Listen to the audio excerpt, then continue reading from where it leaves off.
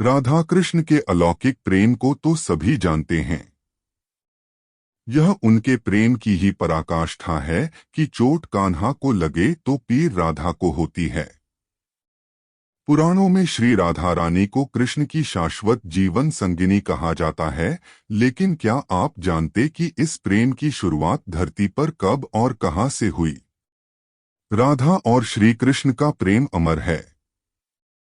राधा ने श्री कृष्ण से और श्री कृष्ण ने राधा से निस्वार्थ और आत्मिक प्रेम किया था। इसी प्रेम का कारण आज श्री कृष्ण के नाम के आगे राधा लगता है। राधे कृष्ण। कोई रुक्मिणी कृष्ण क्यों नहीं कहता, जबकि रुक्मिणी भी तो राधा की तरह प्रेम करती थीं। आओ जानते हैं राधा कृष्ण प्रेम की अनसुनी बातें। श्री राधा रानी की कान्हा से पहली मुलाकात तब हुई थी जब वह स्वयं 11 महीने की थीं। तब श्री कृष्ण महज एक दिन के थे। उस समय उनका जन्मोत्सव मनाया जा रहा था। कहा जाता है कि उस समय राधा जी अपनी मां कीर्ति के साथ नंदगांव आई थीं। तब वह अपनी माता की गोद में थीं और कन्हैया पालने में गर्ग संहिता में उल्लेख मिलता है कि जन्मोत्सव के बाद कान्हा दूसरी बार राधा जी से तब मिले तब वह अपने पिता नंद बाबा के भांडीर वन से गुजर रहे थे। कहा जाता है कि उसी समय नंद बाबा जी के सामने एक दिव्य ज्योति प्रकट हुई। बताया जाता है कि जो स्वयं श्री राधा रानी थीं, उन्होंने नंद बाबा से कहा कि वह कन्हैया को उन्हें दे दें। तब नंद बाबा ने कान्हा जी को राधा रानी की गोद में डाल दिया। कहा जाता है कि यह मुलाकात लौकिक नहीं बल्कि अलौकिक थी। कथा के अनुसार जब नंद बाबा ने राधा जी की गोद में कन्हैया को सौंपा तब कान्हा ने अपना बाल रूप त्याग दिया। कुछ ही देर में वह किशोर रूप में आ गए। उसी समय ब्रह्मा जी उपस्थित हुए और उन्होंने कृष्ण राधा का विवाह संपन्न कराया। कथा के अनुसार कुछ दिनों तक राधा कृष्ण एक साथ उसी वन में रहे और फिर राधा रानी ने पुनः बालरूप के श्री कृष्ण को नंद बाबा को सौंप दिया।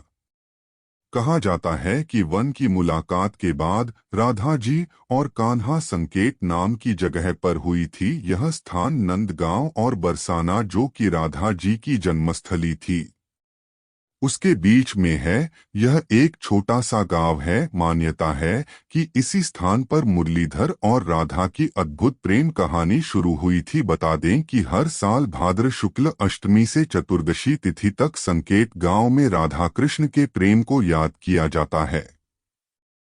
उनकी याद में उत्सव का आयोजन किया जाता है। राधा श्री कृष्ण की मुरली सुनकर बावरी होकर नाचने लगती थी और वह उनसे मिलने के लिए बाहर निकल जाती थी।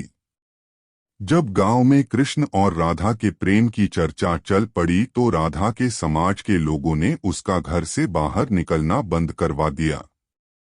फिर एक दिन श्री कृष्ण ने माता यशोदा से कहा कि माता, मैं राधा से विवाह करना चाहता हूँ। यह सुनकर यशोदा मैया ने कहा कि राधा तुम्हारे लिए ठीक लड़की नहीं है।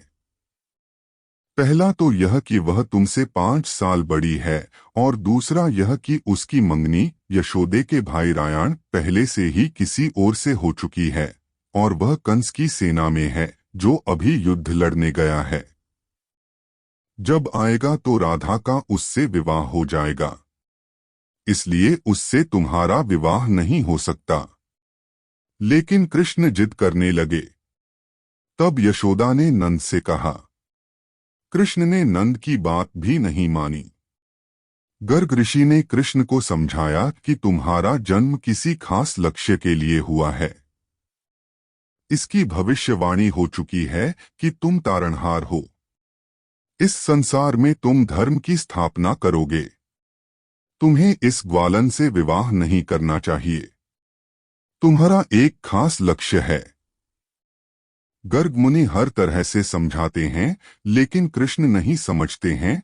तब गर्ग मुनि उन्हें एकांत में यह रहस्य बता देते हैं कि तुम यशोदा और नंद के पुत्र नहीं, देवकी और वसुदेव के पुत्र हो और तुम्हारे माता पिता को कंस ने कारागार में डाल रखा है।